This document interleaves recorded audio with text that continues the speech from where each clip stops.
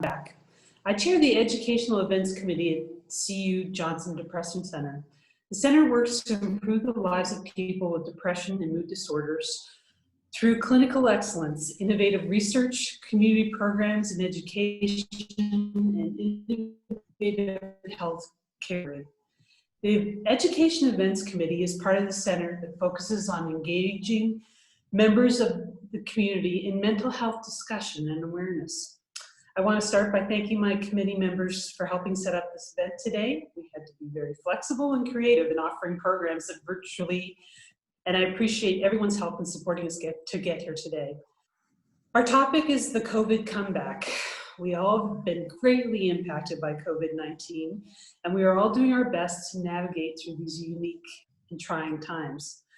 Dr. Scott Cypers, Dr. Amy Lopez, and Dr. Amy Sullivan from our family team at CU Johnson Depression Center are joining us today to help provide tips and tools as we enter back into the school year. You will hear from each of them on their areas of expertise, and we will allow plenty of time for questions at the end. This is a virtual event, so I'd like everyone to mute themselves, and during the question and answer portion, please use the chat feature. Again, thank you for joining us, and a special thanks to Dr. Cypers, Lopez, and Sullivan, Alex Ciccone, and Brittany Pittman from the Depression Center. I hope you find this a very worthwhile discussion.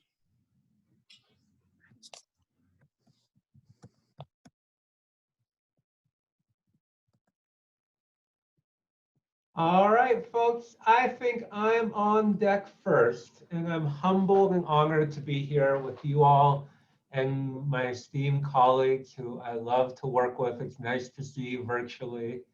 And I am kicking it off to talk a little bit about kind of really trying to figure out how to make the most. And this usually is a talk about thriving in transitions.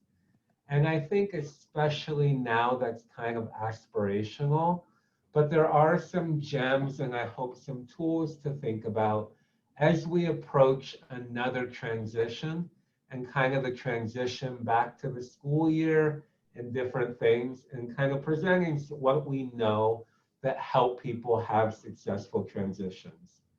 So whenever I try to give a talk, I kind of look at the literature, yeah, feel free to switch it. I kind of look at the literature, but I do try to kind of, from my educational background, my military background, if it doesn't have an acronym, then it can't be a real thing.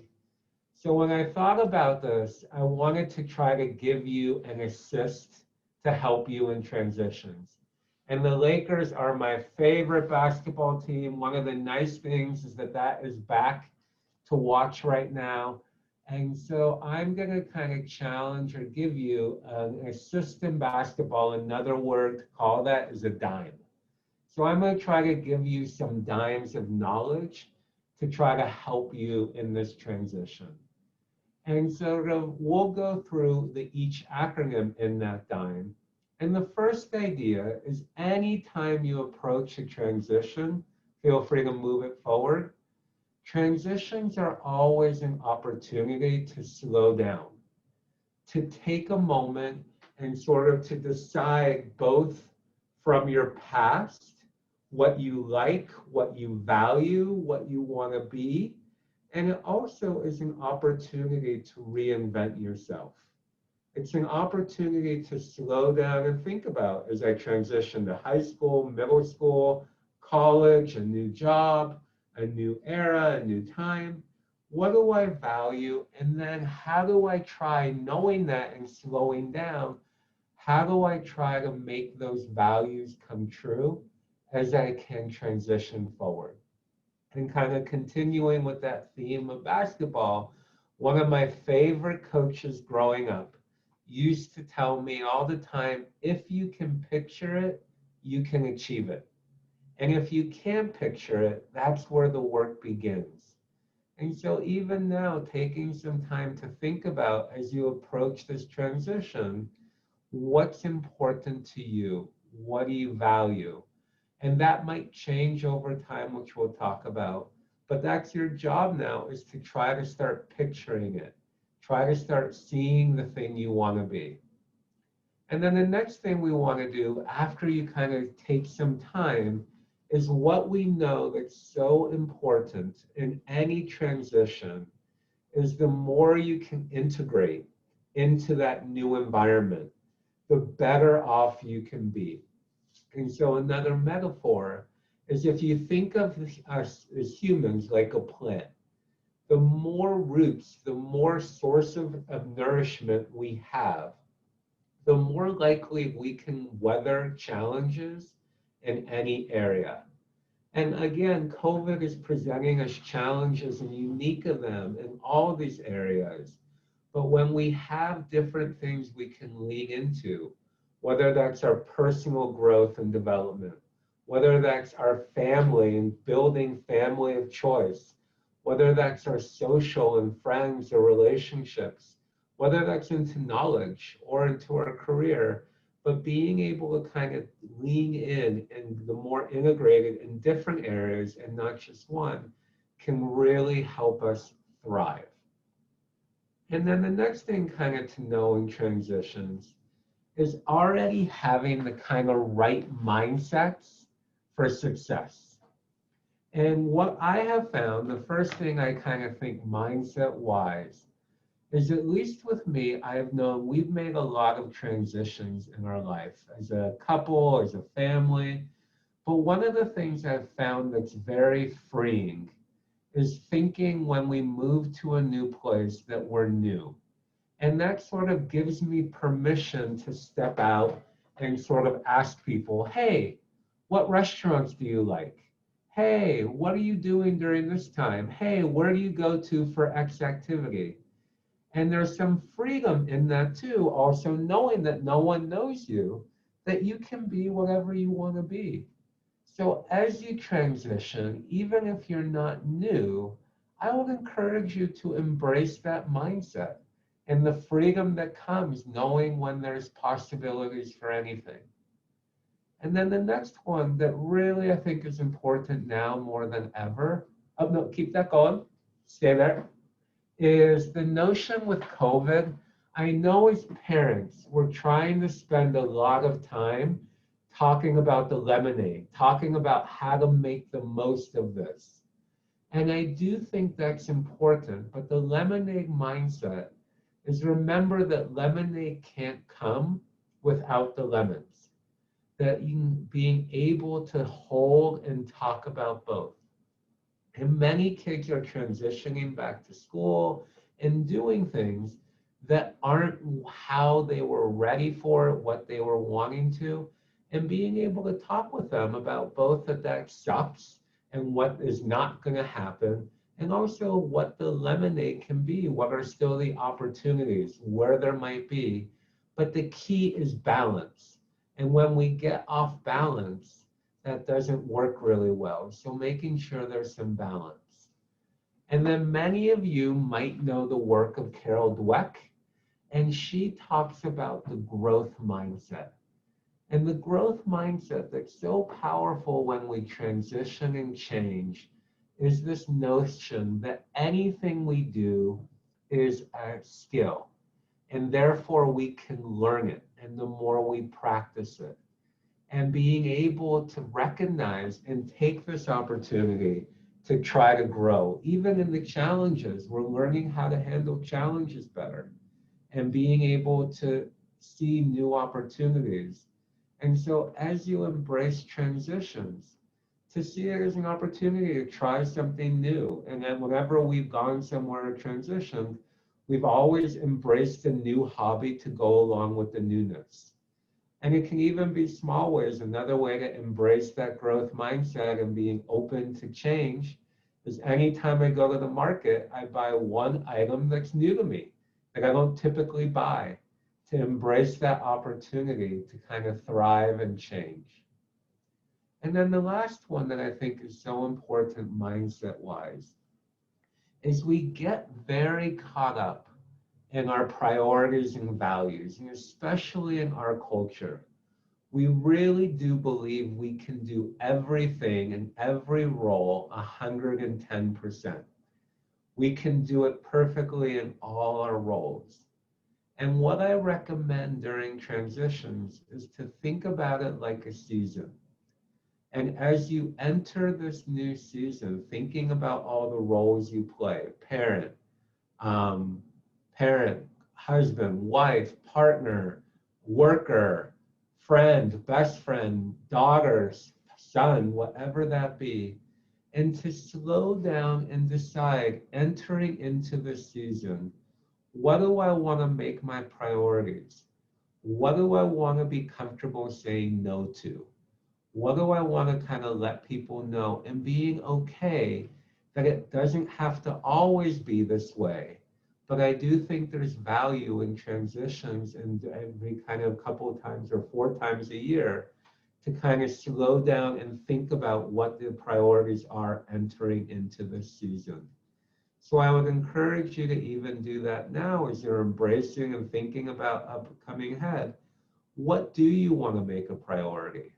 And I know for me, I've done this and really want to prioritize my kids and being there. And that means having to say no to certain things or letting things not be where I put my energy into based on that mindset determination.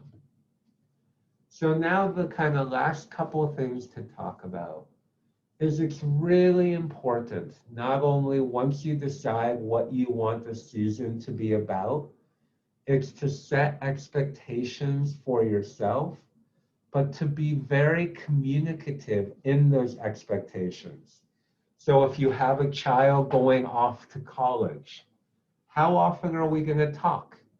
What's acceptable forms of communication? Is a text enough? Does it need to be a phone call? What does it need to look like? And trying to have some of these conversations so it doesn't get lost.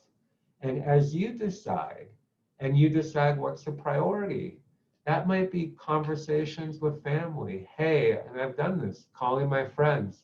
The next couple months, I'm going to be really caught up with my family because we're transitioning to school, we're trying to deal with the virus. So I might not be able to talk as much, but know I care and love you.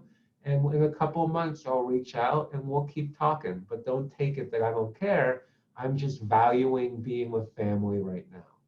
So really trying to communicate those expectations, having those conversations, and trying to be very realistic. A lot of times we set lofty um, expectations that then just set us up to feel bad.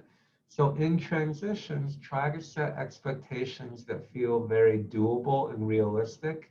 And I would rather you overachieve than and set a low bar and succeed it than the other way around.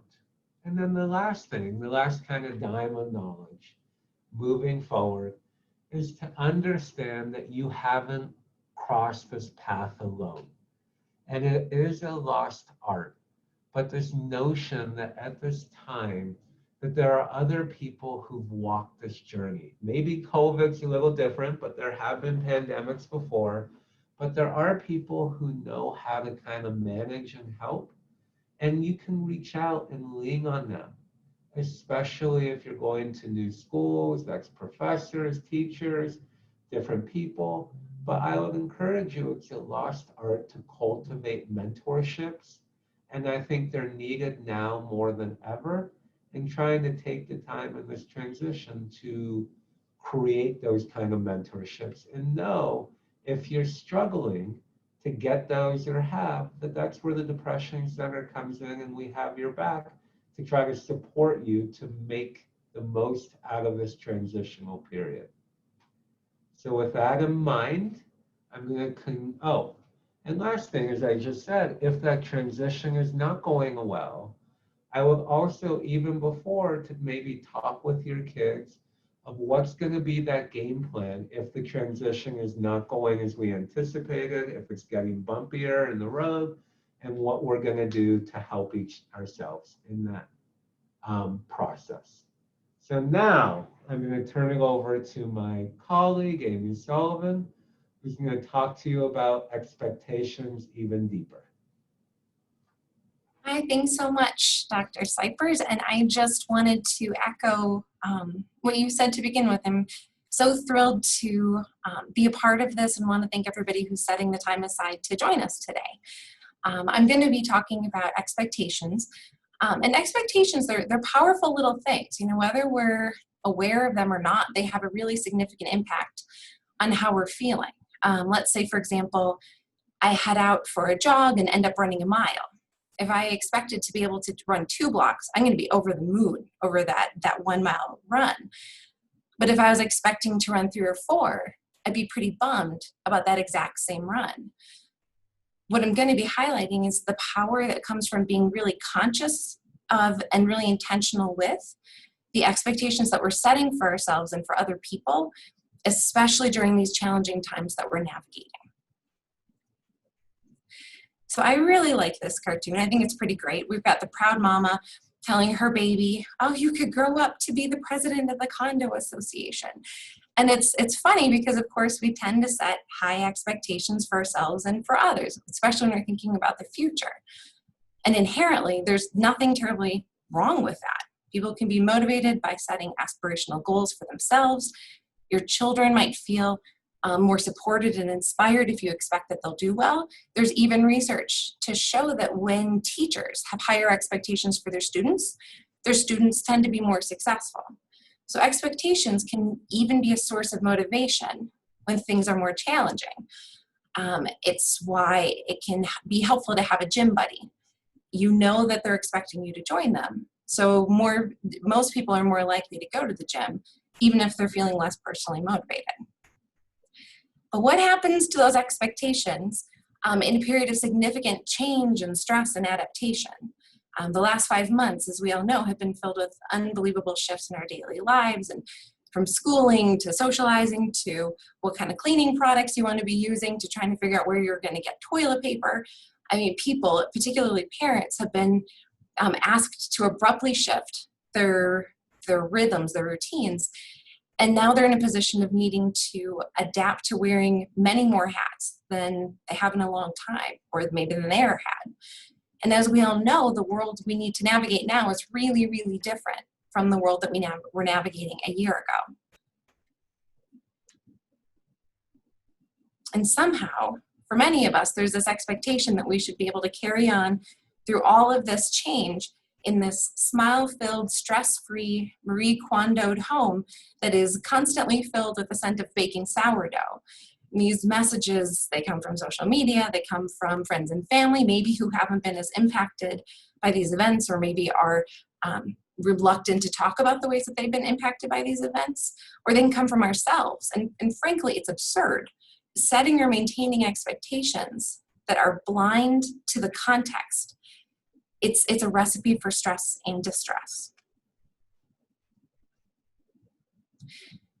So what I'll focus on today with you is what you can do to have more realistic, healthier expectations. I'm certainly not going to be telling you what you can, what specific expectations you should or shouldn't have for your family. That's for you and your family members to decide. But my hope is that I can suggest a few ideas for how you can set your expectations, sort of the process of getting to that point of setting expectations that might be useful for you and your family. And so we'll be focusing on setting expectations that are flexible, setting expectations that are aligned with your family priorities or your family values. And then lastly, the importance of parental modeling. So the first thing I want to highlight is the importance of having flexible expectations. This is a chart that I sometimes use with my patients to help them develop more flexible, adaptable aims or goals for themselves. This is certainly something you can work through on your own or with your family members. Children can be particularly, this chart can be particularly beneficial for kids because it's pretty concrete, and you can come up with lots of ways to play this out to make it more accessible even to younger kids. The idea is that you can divide your days along a gradient. A days are your best days, and C days are your hardest days. So Alex, if you could press the space bar, I think that will help. There we go. Thanks. The A days are those days where you're feeling your best. You're on top of your game. You can meet the challenges that you're faced with. Your B days are those days where you notice that you're having a harder time than usual. And your C days are those where you're really challenged, or you're feeling that you're really struggling. And the idea is that you want to set different goals or aims for yourself on these different days. For A days, the main thing that you want to keep in mind is doing what you got to do to keep yourself feeling good. For B days, the most effective or the healthiest aim that you can have is to just do things that are going to help yourself feel a little better. That might mean that you can bump yourself back up to an A day, but maybe it just means you get yourself up to a B+. For C days, and this can be an important switch from where a lot of people stand on those C days, the main aim is to keep things from getting worse. Rather than trying to upgrade to an A day by the end of the day, it's most effective to just keep yourself from feeling worse. So for example, for a teenage student, expectations for an A day, so if we translate this framework into specific expectations, an A day might involve independently attending all online classes, getting homework done, helping out around the house, having time to relax and do their own thing. A B day might involve attending all online classes, getting most of their homework done, but maybe not worrying about all of it, and parents stepping back from expecting them to do chores around the house. Maybe it helps for them to have a little bit more free time on a B day. A C day for a teenager might require some parental encouragement or assistance with getting out of bed and getting to your online classes. It might make sense to decide to hold off on homework until they're having a better day. And maybe the plan is to go for a walk or get outside with a family member or a close friend. If you try to force yourself to act as if you're having an A day, when you're really having a C day, there's a chance it might work. That's the mentality of pick yourself up by your bootstraps. But most of the time, that's the recipe for making a hard day even harder. It's a healthier move to acknowledge what kind of day you're having and just decide what sorts of tasks or specific aims that day might fall into this framework. So we do this quite naturally with physical concerns. For some reason, with emotions or with psychological concerns, it can be more challenging. But if you think about, let's say there's a soccer player who has a broken ankle, which might be analogous to a C day. We aren't going to say to the soccer player, chin up, get back out on the field. We meet them where they're at and set expectations that are reasonable to the context. One last comment about this piece. You'll notice that there aren't any days where we're saying that there are no expectations. Just like that soccer player who has a broken ankle, we'd still want them to go to PT, take care of their injury, and do what's needed to get better. Doing nothing or having a day where you set no expectations for yourself at all, or expectations for others, it usually just ends up making things worse. So what we want to do is not step back from making any expectations, even on the hard days, but we want to set intentional expectations that are healthy given the context. So another thing that you can try to do is keep in mind your family's values or your family's priorities. Someone said to me recently, it feels like things are in all caps all the time these days. Everything is presented as critically urgent. It's kind of like driving around with this car where you're all about everything all the time. But of course, everything can't be top priority all of the time. That would be like going to a concert and the musicians played every note at peak volume the whole way through. It doesn't work. So one of the most effective ways you can develop healthy expectations for your family, especially during this period, is to decide what you want to highlight. Decide the 2 or 3 things that are going to be your family's focus. Some families might decide to prioritize physical health and community involvement. Some might decide to prioritize academics and staying connected in with friends and family. Family priorities or values might include things like enjoying nature, being honest, participating in the arts, being kind or patient or generous. You can then use these priorities to develop expectations in valued areas, and equally as important, stepping back from expectations in other areas.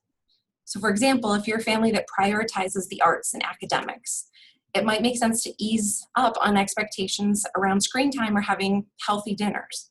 It's okay to have chicken nuggets every once in a while. Or if you're at my house, you might have chicken nuggets more than every once in a while. And lastly, I want to keep in mind it's important to keep in mind the power of parental modeling. This is not about being a model parent, but about demonstrating healthy behaviors for your children. It's particularly powerful when a parent doesn't just talk the talk, but also walks the walk.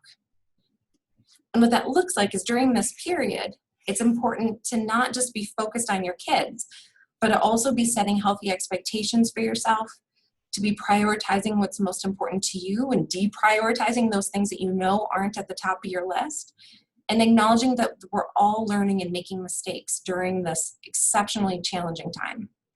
So be vocal about it. Tell your family that you're having a B- day and what you are going to do about it. Tell your kids that you're focusing on healthy eating for the upcoming week, and you'd love to hear if they have any ideas of how to go about doing it. Modeling it reinforces the importance of these ideas for your kids, but more importantly, it's a way for you to really prioritize taking care of yourself during these difficult times. And with that, I will pass this on to Dr. Amy Lopez. Thank you, Amy. And just like my colleagues, I want to thank everybody for joining us today. And I want to thank you for the opportunity to be here.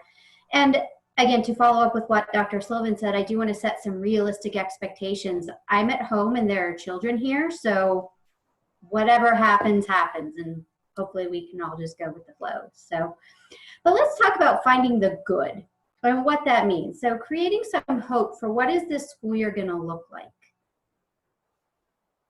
So when they first asked me to do this, and even the idea of it, this was kind of the look on my face of what can possibly be good about any of this.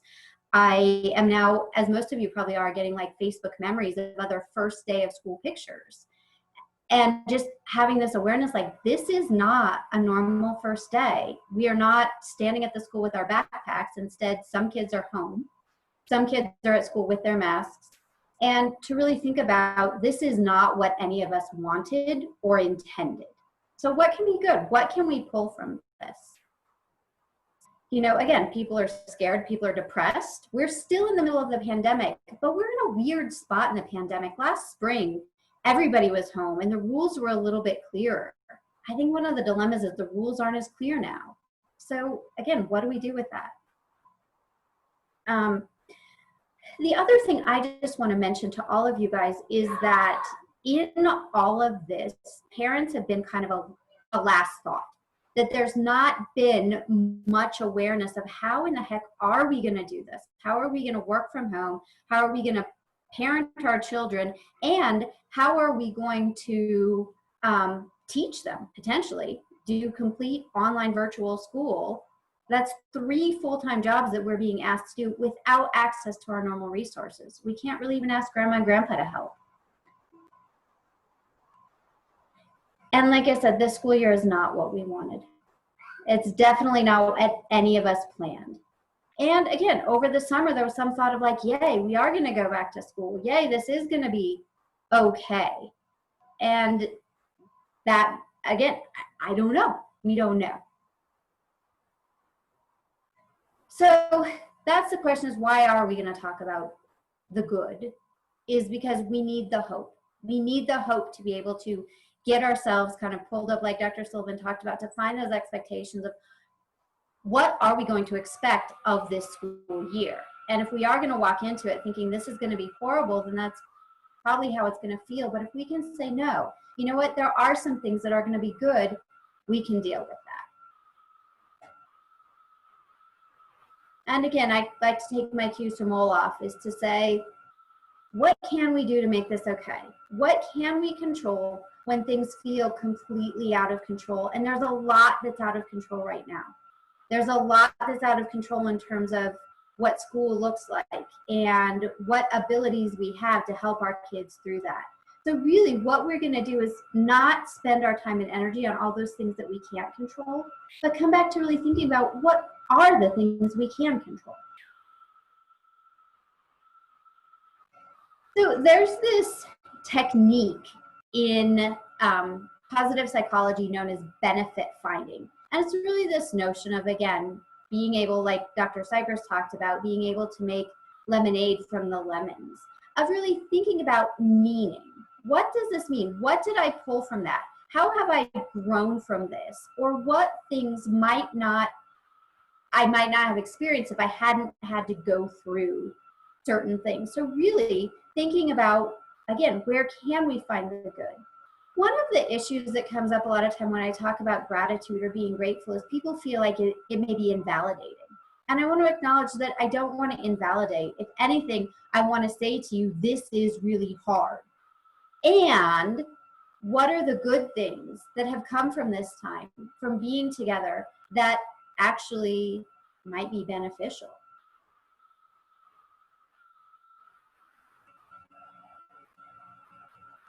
So I want to talk then about the power of gratitude, and really, again, this notion of benefit finding and finding the good and being grateful for what we have.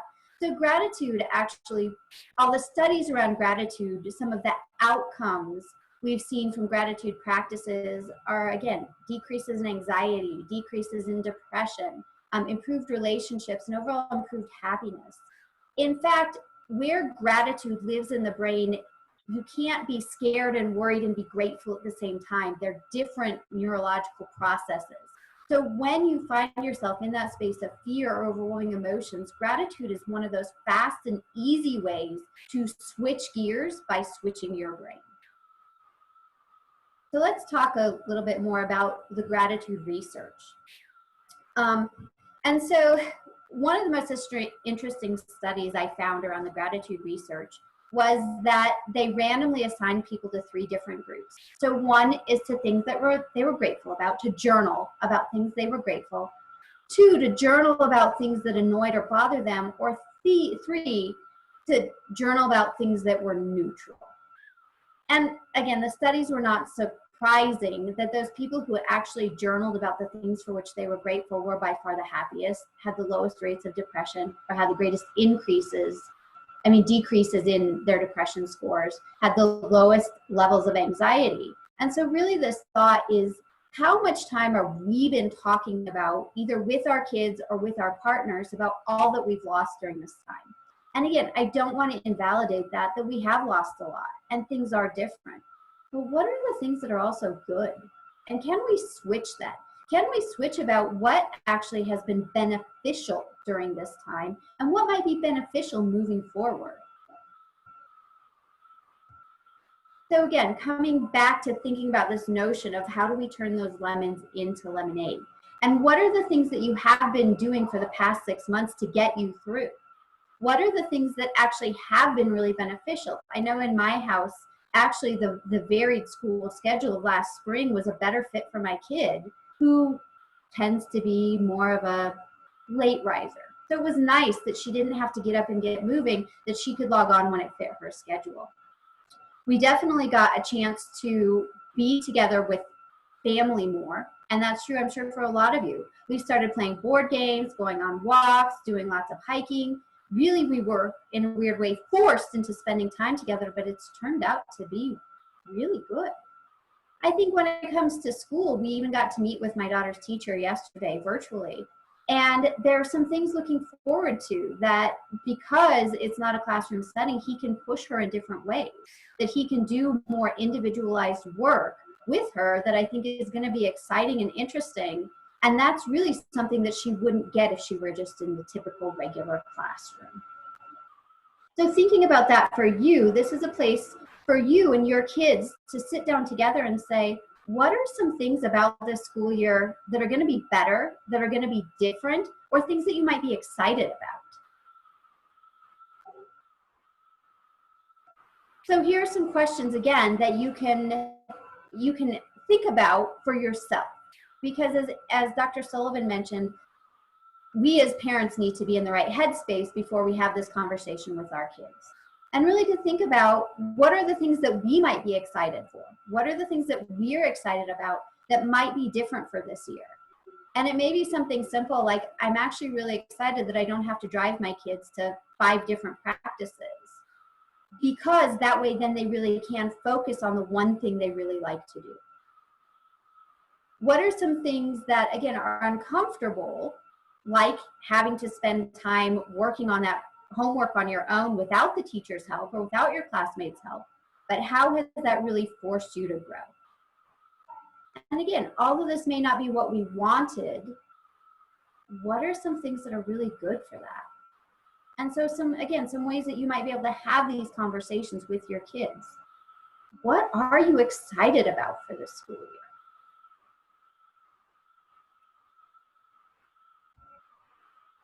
So this again is coming back to talking to the kids about it. So some questions again you can pose to even your kindergartners all the way up to the high schoolers are some questions like, what are you most excited about? How do you think this year is going to be different? And if it's different, what do you think it's going to look like? And what are the things about it that are different that are really cool? Again, what are some opportunities or some things you can try? Now, like I said, the talking with the opportunities has to be balanced with the validating the losses. With that notion of, again, although this may not be what we want, there's probably still something that we weren't anticipating that's going to be really cool or really new or really interesting that we're really looking forward to. So then where do we go from here? What do you need to kind of revise the plan of, you're not going to get that typical Facebook picture of the kid with the backpack in front of the school. Or if they are, they're going to have their masks on and no other kids get to be in the pictures. So thinking about what do you need to do personally as a parent to kind of redefine that and then talk with your kid about that. Thinking as Dr. Seiper said, what support do you need? Because there are going to be times when we slip back into, this is not what I wanted. And what support do you need to remain positive and hopeful? Like I said, that yesterday for me, it was one of those days of like, my internet doesn't work and we don't have a desk and this is not going to be a great year. And then we got to talk to our teacher virtually. And it just made all the difference to be like, actually, you know what, this is going to be a great year. She had a great connection with him and they both ended up laughing at the end of the virtual meeting. And I thought, you know what, we're going to be okay. And how do we continue to remind ourselves to do that? Remember I said that study about the people who wrote about all the things they were upset about, they were not as happy or resilient as those people who also did the gratitude practices to say, what are we going to think about that we're grateful for? And what is the good? What are we hoping for? And how do we sustain that hope and that resilience throughout this coming year?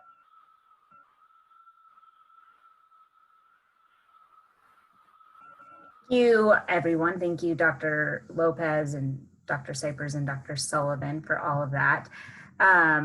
What we're going to do now, we have plenty of time for questions. Something that I know a lot of our providers do in talks is give everybody an opportunity to think about, with the information that you all learned today, what are some things you would like to stop doing? What are some things that you would like to keep doing? And what are some things that you would like to start doing? So if you'd like to jot those down, write them down, or even just think of them in your head, hopefully you at least took one thing away from some of the information they all mentioned today. So thank you all for joining us. We are now going to open it up to some questions. As we mentioned, please use the chat function for any questions that you have. And I'll kick it off with, we got a few questions prior to the talk.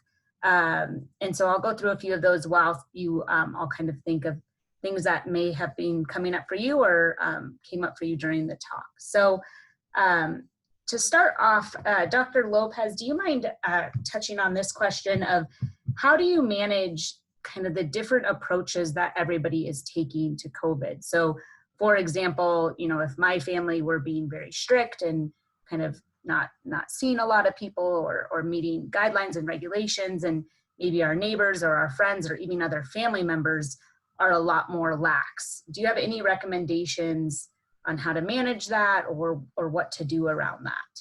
That's a great question. And actually this goes back to something that my daughter's preschool teacher talked to me about when they were in preschool, is this notion of different families have different rules.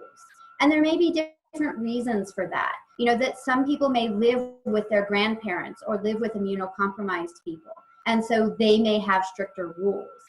Some people may have already had COVID and they're on the other side. And so they're not taking the other precautions because they've already they're not at risk. And so it comes down to, again, kind of developing a family plan of thinking about who are we going to connect with and who are we not, what safety precautions do they have in place, and how do you talk with that about your kids to say, you know what, you're right, all of these other kids may be able to go to the park and play football, I'm not going to let you go, and here's why. Again, because we are seeing grandma next week, because it might make your sister sick, because I don't want you to miss the first day of school because you're out sick. And so I think just being realistic and being honest about different families have different rules, and there's lots of reasons why different families have different rules. Great, thank you. Dr. Cypers, do you mind answering this one? Somebody asked, my child's actually been thriving being at home, and they're very worried about going back to school. The parents know socialization is very important, but also there's this concern and worry about returning. Any thoughts or ideas there?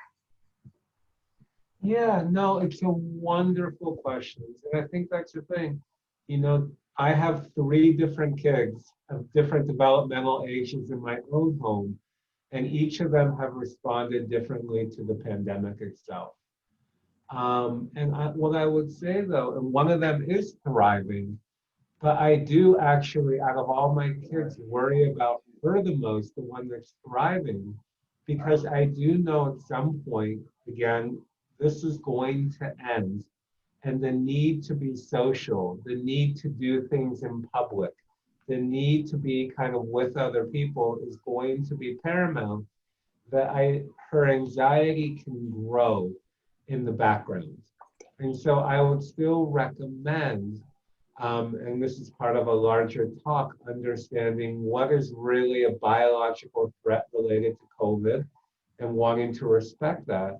But anytime our anxiety is more around something we're psychologically afraid of, failing, getting rejected, being out of control, being social, we want to help our kids learn how to challenge those worries and be able to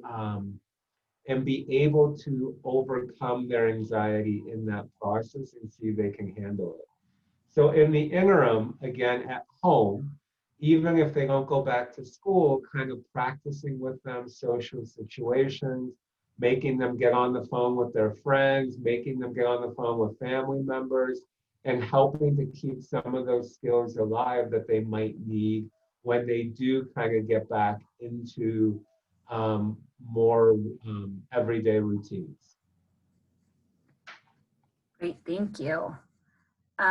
Dr. Sullivan, a question that came up, and I don't know if you know the exact answer to this, but somebody was mentioning that they have a pot of friends that they've interacted with over the summer, but now several of them are going back in person learning and they are not. Wondering if they feel like they should keep having those interactions with them. And if so, you know, is there concern there? And if not, you know, how do you communicate that with kids who have been able to see these kids and then now they're not able to? If you have any thoughts there. I think that's such a hard question. I think there's a lot of families that are trying to navigate that right now because of all of the different ways that schools are going back to in person or remaining online. I, of course, can't speak to what every family should make in that situation, but I think that for me, I would reference back to this idea of prioritizing your family values, what's most important for your family to emphasize. And for some parents, like Dr. Lopez was saying, they might be in a place of feeling less concerned for whatever reason about catching the virus. And so they might decide to prioritize that socialization that their kids continue to get by remaining in this pod, even if there's more exposure overall. And for other families, they might decide no, because we have somebody who's at higher risk, somebody who's immunocompromised, somebody we just want to emphasize, we're going to prioritize safety from exposure. Then the family might decide to shift either to a different pod or tighten up who they spend time with. at the cost of socializing. And so I think that it's not that there's one way that's right and one way that's incorrect, but it's just to be really intentional as a family about why you're making those decisions. Great, thank you. I'm going to go back to you, Dr. Cypers. Somebody in the chat asked that their daughter is going to a new school with no close friends and is anxious on how she is going to develop new friendships. Do you have any tips on how to do this with an online school? Yeah, great question. A couple of things. So I think first off, just knowing a couple points about rehearsing really helps diminish anxiety.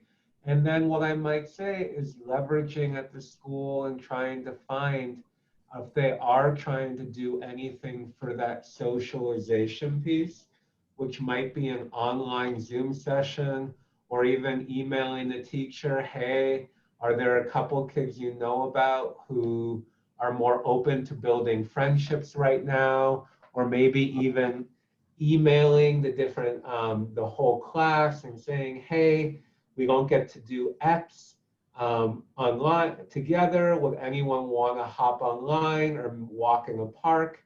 But I think that's one thing I found during COVID is people's creativity. And I do think you have to harness your creativity to stuff that was easier to do, now is a harder thing to do, and needing to bring that creativity to make happen. But I do think finding a friend is a really important thing, especially when you're transitioning.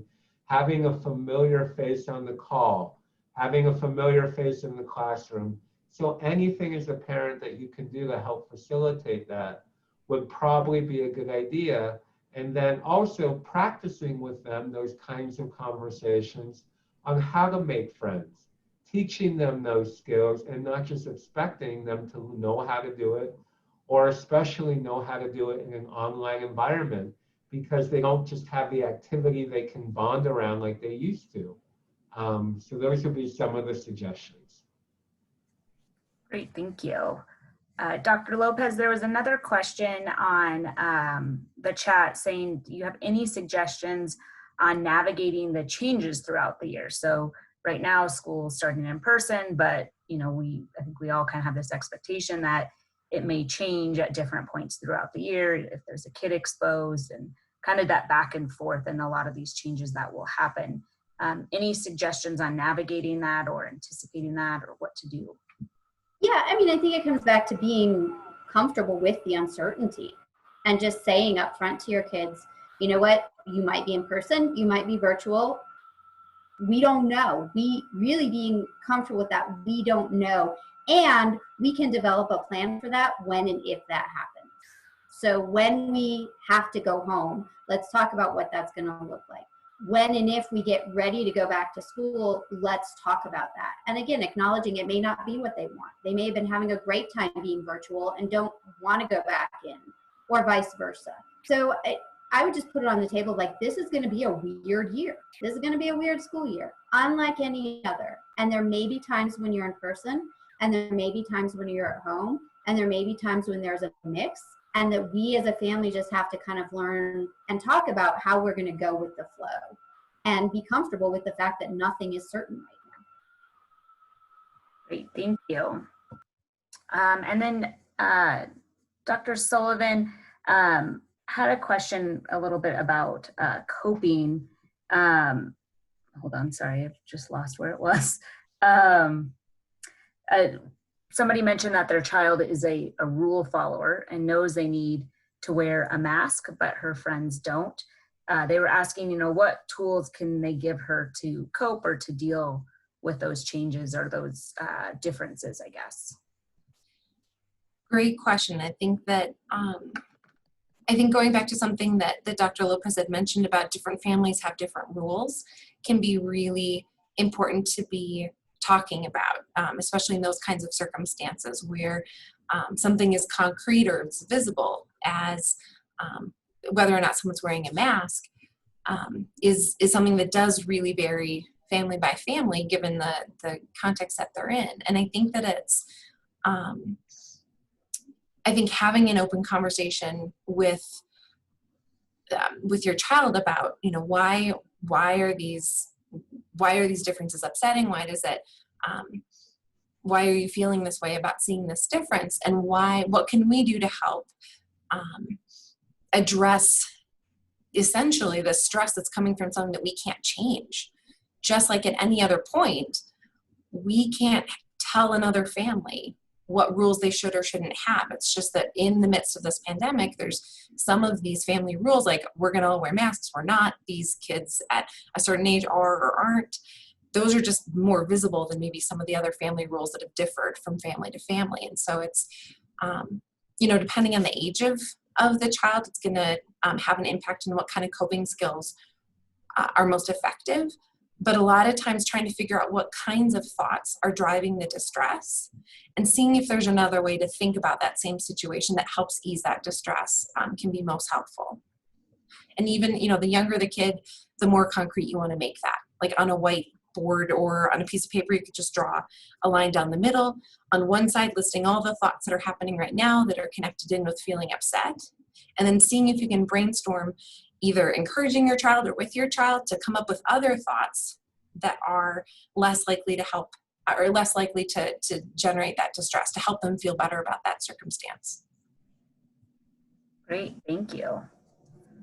Another question is negative feedback. How do we prepare for that? So, and I'll kind of open that up. I don't know if, who would like to take that. So if you get negative feedback, I'm guessing, Carol, what you're asking is on kind of how you're doing things. I don't know if you want to clarify at all in the chat of what you mean exactly by negative feedback and how do you prepare for that.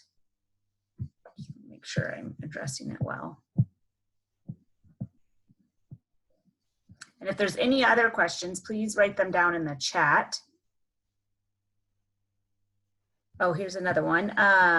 I'll wait till I hear from Carol, but how might we help our kids navigate what the end of this might look like?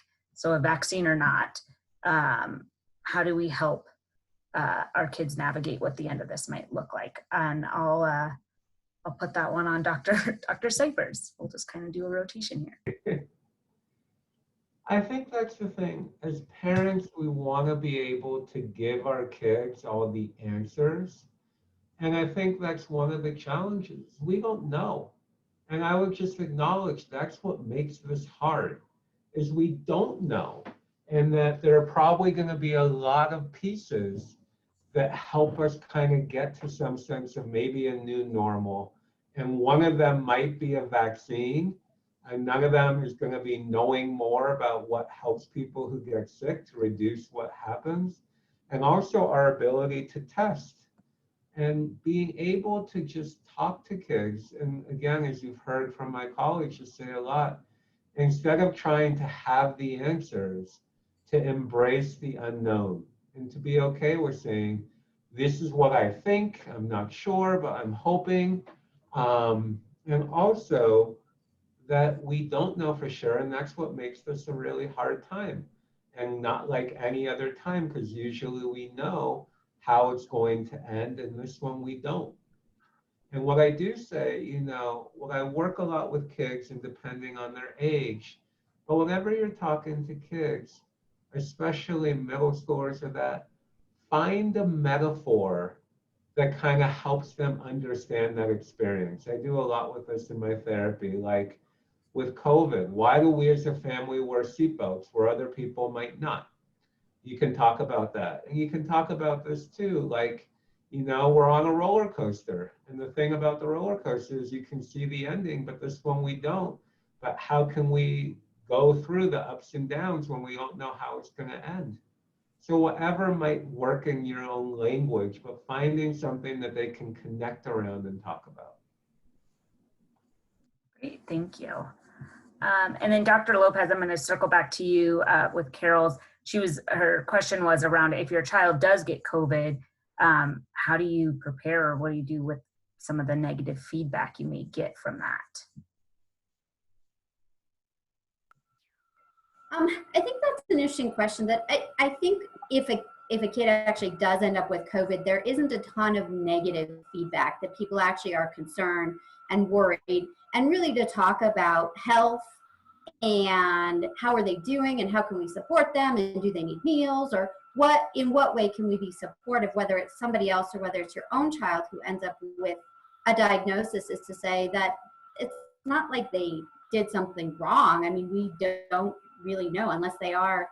I guess one of the questions is, there's been some, again, negative social media feedback about people who are going to big parties and not wearing masks and not social distancing, and kind of this notion of, well, did they deserve it, or did they bring it about themselves? And to really come back and say, again, we don't have control over this virus. We don't have control the way it spreads. We don't have control over who gets infected. We don't have control over why some people get a runny nose and some people die from it. We don't really have any way to plot that out. So I think as much as to pull it off of what were the behaviors they were doing and what could they have been doing differently, and pull it back to, you know what, they're healing and they're doing fine, and to really focus on the sympathy and the empathy and their well-being rather than how they contracted it. Great, thank you. It looks like that is all of our questions right now. I don't know if any of you, the providers, if you have anything else you'd like to add. If any other questions come up, please again use the chat. For those of you who need to, step off, I know we're at around 1 o'clock. Just want to thank everybody for joining us. This is recorded and it will be posted on our website, so you will be able to access it at later times or share it with others who may have missed it today. But thank you all for joining us. And again, if anybody has anything else to add, please let me know. Just to add, Alex, just as a reminder, is kids tend to tell us they're struggling in lots of unhelpful and unfriendly ways, and that you as parents sometimes need to take a step back and recognize if they're really struggling, that all the emotions that you've been through, sadness, fear, loss, anxiety, worry, is that your kids are probably going through that too, but don't think about it in the same way. So as much as it's kind of saying, if my kid is driving me crazy and I can't send them back to school, again, to have some sympathy for them and for you. Thank you. That's a great point. Thank you. And the last thing I just want to share is, I've been sharing with everyone, this really is a difficult, unprecedented time. And now is the time more than ever to be compassionate and kind towards yourself and each other. And to try to really bring that to everything you can. It's so easy to be irritable and quick, but just give yourself a little grace. This is, back to metaphors, I talk about it, this is the worst marathon ever that we don't know how it's going to be ending. And we've been running it for 4 months. So please be compassionate and know there's going to be some hard days on the run. And everyone's been talking about how to manage them a little differently. But one thing you can do is be kinder to yourself and everyone around you. Great, thank you. One other question that came up, will there be other meetings like this in the future? So this is put on by our Education Events Committee, who is a group of wonderful people who try to put at least 2 to 3 of these together a year. As of now, we will be doing it virtually. They usually were in person. You can look on our website under events for different opportunities that these will be coming up.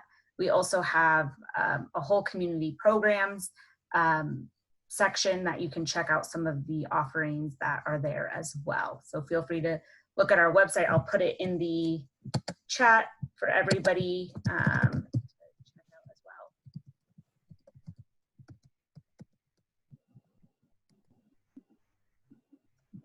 Right.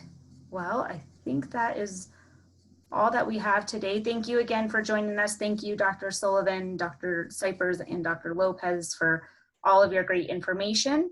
And again, you can look for this in the next, probably within the next week, to have this on our website to share. And we hope to see you at more of these events in the future. Thank you again. Enjoy the rest of your day.